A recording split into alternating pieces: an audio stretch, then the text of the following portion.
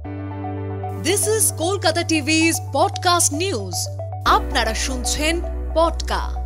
বর্ষায় চোখ ও পেটের সমস্যা জেনে নিন এড়াতে কি কি করবেন। নমস্কার, আমি রচনা, জানাবো বিস্তারিত।